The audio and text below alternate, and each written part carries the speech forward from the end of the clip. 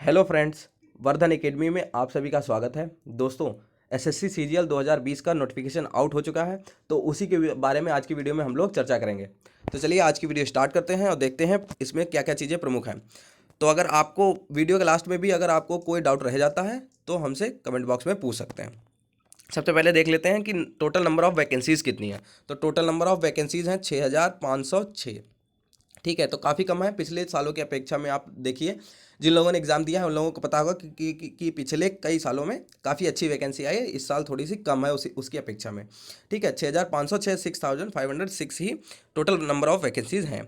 इसके बाद देख लेते हैं कि जो इंपॉर्टेंट डेट्स हैं वो क्या है। तो यहाँ पर जो सबसे यहाँ पे जितनी डेट दी गई हैं इसमें दो चीज़ें सबसे इंपॉर्टेंट हैं, एक ये और यहाँ पर दूसरी ये है। तो सबसे पहले है date for submission of online application. ठीक है, एप्लीकेशन फॉर्म भरने के लिए आपको यहाँ पे डेट्स दी गई हैं 29/12/2020 से 31/1/2021, मतलब 29 दिसंबर 2020 से 31 जनवरी तक आपको फॉर्म फिल करना है। ठीक है, इसके बाद है last date and time for receipt of online application. ठीक है, ऑनलाइन एप्लीकेशन की रिसिप्ट के लिए आपके पास टाइम है 31 जनवरी 2021 तक। Last date and time for making online fee payment. Online fee payment के लिए आपको 2 फरवरी 2021 तक का टाइम दिया गया है। और last date and time for generation of offline challan. तो ऑफलाइन चालान के लिए आपको 4 फरवरी तक का टाइम यहाँ पे मिलेगा। तो मेन चीज़ आपको याद रखनी है कि आपको 31 जनवरी से पहले ही ये सारे काम कर लेने हैं। ठीक है, इसके बाद जो मेन मैंने कहा था वो है schedule of computer based examination tier 1। तो टीयर 1 का यहाँ एग्ज़ाम डेट भी दी गई है 29/5/2021 से 7/6/2021 तक, मतलब 29 मई 2021 से 7 जून 2021 तक ये आपका यहाँ पर एग्ज़ाम होगा। ये काफ़ी इंपॉर्टेंट न्यूज़ है आपके लिए। तो ठीक है, इसके बाद हम लोग देख लेते हैं कि ग्रेड पे किस टाइप से यहाँ पे रहने वाला है। तो यहाँ पर सारी चीज़ों को नहीं देखेंगे क्योंकि यहाँ पे देखिए काफ़ी लंबा यहाँ पे दिया गया है, तो थोड़ा शॉर्ट में ही इसको समझ लेते हैं। पे स्केल जो है वो कुछ वैकेंसीज़ के लिए पे लेवल 8 है, किसी के लिए 7 है, किसी के लिए 6 है। तो यहाँ पे देखिए पे लेवल 8 यहाँ पे लगेगा 47,600 से 1,51,100 रुपये तक। ये है असिस्टेंट ऑडिट ऑफिसर और असिस्टेंट अकाउंट ऑफिसर। ठीक है, इनकी age limit not exceeding 30 year, 30 साल से ऊपर नहीं होनी चाहिए। ठीक है, तो काफ़ी अच्छी यहाँ पे स्केल है। इसी तरीके से यहाँ पे देखिए पे स्केल सेवल दिया गया है 44,900 से 1,42,400। ये भी कुछ पोस्ट के लिए यहाँ पे दिया गया है। इसी तरीके से आगे भी पे लेवल 6 भी दिया गया है। तो इस तरीके से काफ़ी अच्छा पे लेवल है यहाँ पर दिखाया गया है। इसके बाद हम लोग बात कर लेते हैं, ठीक है, वैकेंसीज़ की जो है उनके बारे में। यहाँ पर देखिए वैकेंसीज एंड रिजर्वेशन के बारे में यहाँ दिया गया। जो भी इंपॉर्टेंट चीज़ें हैं उनको मैंने हाईलाइट करके यहाँ पे रखा है। यहाँ पे देखिए tentative vacancies for the examination are 6,506। Group B gazetted के लिए 250 हैं। ठीक है, ग्रुप बी गजेटेड ऑफिसर जो हैं उनके लिए 250 यहाँ पे वैकेंसी हैं। Group B non gazetted officers के लिए यहाँ पर 3,513 यहाँ पर वैकेंसीज हैं। और ग्रुप सी के लिए 2,743। ठीक है, ये यहाँ पर दी गई हैं। इसके अलावा यहाँ पे नीचे दिया गया reservation for scheduled caste, scheduled tribes, other backward classes, economically weaker section, ex serviceman and persons with disabilities, candidates for all the categories of post service whenever applicable and admissible would be as determined as communicated by the indicted ministries, departments, office cadres as per extant government orders. ठीक है, यहाँ पर ये चीज़ें दी गई हैं।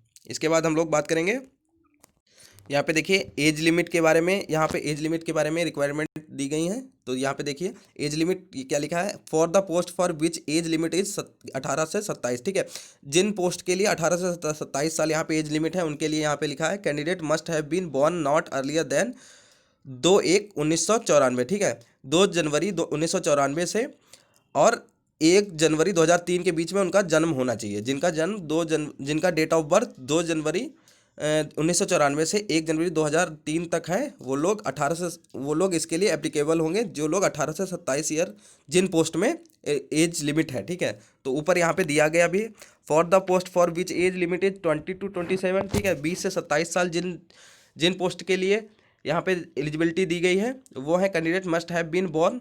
ठीक है, सेम नहीं है यहाँ पर 2 जनवरी 1994 से 1 जनवरी 2001 के बीच में आपका डेट ऑफ बर्थ होना चाहिए। इसी तरीके से नीचे भी दिया गया है for the post for which age limit is 20 to 30 year. ठीक है, जहाँ पर आपकी एज लिमिट 20 से 30 साल दी गई है, जिन जिन पोस्ट के लिए कहा गया उनमें candidate have must have been born not earlier than 2/1/1991, ठीक है। 2 जनवरी 1991 से 1 जनवरी 2001 तक उनकी डेट ऑफ बर्थ होनी चाहिए। For the post for which age limit is up to 30 year, ठीक है, 30 साल से ऊपर जिन पोस्ट में एज लिमिट दी गई है उसमें candidate must have been born not earlier than 2/1/1991, मतलब 2 जनवरी 1991 से आपका डेट ऑफ बर्थ होनी चाहिए 1 जनवरी 2003 के बीच में, ठीक है। ठीक है, इससे पहले आपकी जन्म नहीं होना चाहिए, 2/1/1991 से पहले आपका जन्म नहीं होना चाहिए इसमें। और यहाँ पे लिखा for the post which age limit is up to 32 year, 32 साल से ऊपर जिसमें मांगी गई है उसमें candidates must have been born not earlier than 2/1/1989, ठीक है, 2 जनवरी 1989 से पहले नहीं होना चाहिए, और एंड नॉट लेटर देन 1 जनवरी 2003 के बाद, इस मतलब इन दोनों के बीच में ही आपका डेट ऑफ बर्थ होना चाहिए। इसके अलावा हम लोग बात करेंगे एसेंशियल एजुकेशनल क्वालिफिकेशंस, ठीक है, एज ऑन 1/1/2021, ठीक है, 1 जनवरी 2021 के हिसाब से यहाँ पे बोला गया है। तो सबसे पहले देखिए असिस्टेंट ऑडिट ऑफिसर और असिस्टेंट अकाउंट्स ऑफिसर के लिए यहाँ पे क्वालिफिकेशंस क्या है। एसेंशियल क्वालिफिकेशन है bachelor degree from a recognised university of और इंस्टीट्यूट, ठीक है। तो आपके पास बैचलर डिग्री होनी चाहिए किसी भी मतलब सम्मानित यूनिवर्सिटी से, ठीक है, रिकॉग्नाइज्ड यूनिवर्सिटी या फिर इंस्टीट्यूट से। अगली है डिजायरेबल क्वालिफिकेशन चार्टेड अकाउंटेंट्स और कॉस्ट एंड मैनेजमेंट अकाउंटेंट्स और कंपनी सेक्रेटरी और मास्टर्स इन कॉमर्स और मास्टर्स इन बिजनेस स्टडीज और मास्टर्स इन बिजनेस एडमिनिस्ट्रेशन और मास्टर्स इन बिजनेस इकोनॉमिक्स। तो यहाँ पर ये सारी चीज़ें आपको क्वालिफिकेशन में होनी चाहिए किसी असिस्टेंट ऑडिट ऑफिसर और असिस्टेंट अकाउंट ऑफिसर के लिए, ठीक है, ये सारी डिग्री आपके पास होनी चाहिए इसके लिए, ठीक है। During the period of probation direct recruit shall have to qualify the subordinate audit account service examination in respective branches for confirmation and regular appointment as assistant audit officer assistant account officer. यहाँ पे देखिए अगला है junior statical officer के लिए यहाँ पर दी गई है bachelor degree in any subject from a recognised university और institute with at least 60% marks in mathematics at 12th standard level, ठीक है। तो बैचलर डिग्री आपके पास होनी चाहिए और उसके अलावा आपके पास 60% मार्क्स भी आपके मैथमेटिक्स में होने चाहिए 12th स्टैंडर्ड लेवल, ठीक है। इसके बाद bachelor's degree in any subject with statics and as one of the subject at degree level, ठीक है। आपके पास बैचलर डिग्री होनी चाहिए और उसमें आपके पास स्टैटिक्स का एक सब्जेक्ट होना चाहिए डिग्री लेवल पर, ठीक है। और ऑल अदर पोस्ट के लिए है bachelor degree from recognised university और इक्विवेलेंट। तो यहाँ पर बाकी अन्य सभी जितनी भी वैकेंसी है उनके लिए सिर्फ बैचलर डिग्री यहाँ पे मांगी गई है, ठीक है। तो इसके अलावा अब हम लोग बात कर लेते हैं एग्जाम पैटर्न के बारे में। यहाँ पे देखिए स्कीम ऑफ द एग्जामिनेशन यहाँ पे दिया गया the examination will be conducted in 4 tier as indicated below. Tier 1 में कंप्यूटर बेस्ड एग्जामिनेशन होगा, टीयर 2 में भी कंप्यूटर बेस्ड एग्जामिनेशन होगा, इसके बाद जो टीयर 3 होगा उसमें पेन एंड पेपर मोड होगा, डिस्क्रिप्टिव पेपर होगा, ठीक है। टीयर 4 में कंप्यूटर प्रोफिशिएंसी टेस्ट होगा, डाटा एंट्री स्किल टेस्ट, ये सब होगा यहाँ पर। तो यहाँ पर देख लेते हैं, ये देखिए यहाँ पर पैटर्न दिया गया है पूरा scheme of tier 1 and tier 2 examinations. तो यहाँ पे देखिए सबसे पहले सब्जेक्ट दिया गया है टीयर 1, सबसे पहले टीयर 1 के देख लेते हैं सब्जेक्ट क्या है, जनरल इंटेलिजेंस एंड रीजनिंग, ठीक है। तो रीजनिंग के यहाँ पर क्वेश्चंस होंगे, नंबर ऑफ क्वेश्चंस होंगे 25 और मैक्सिमम मार्क्स होंगे 50, ठीक है। तो मतलब 2 नंबर का एक क्वेश्चन होगा, ठीक। जनरल अवेयरनेस के भी 25 क्वेश्चंस होंगे, ठीक, और 50 मार्क्स के होंगे।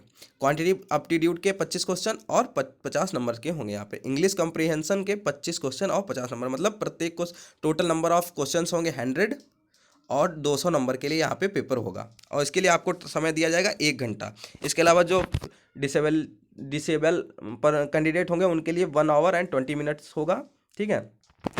तो ये हो गया टीयर 1 का यहाँ पर। और टीयर 2 के लिए देख लेते हैं क्वांटिटिव एबिलिटीज़ का 100 क्वेश्चन होंगे और 200 नंबर के, मतलब 100 क्वेश्चन होंगे और 200 नंबर्स के लिए होंगे। पेपर 2 होगा इंग्लिश लैंग्वेज एंड कॉम्प्रिहेंशन का, इसमें 200 क्वेश्चन होंगे और 200 नंबर के लिए होंगे। इसके अलावा पेपर 3 होगा स्टैटिक्स, 100 नंबर्स के लिए 100 क्वेश्चन होंगे और 200 यहाँ पर मार्क्स के लिए होगा यहाँ पे। पेपर 4 होगा general studies finance and economics का, इसमें 100 क्वेश्चन होंगे और 200 मार्क्स के लिए, ठीक है।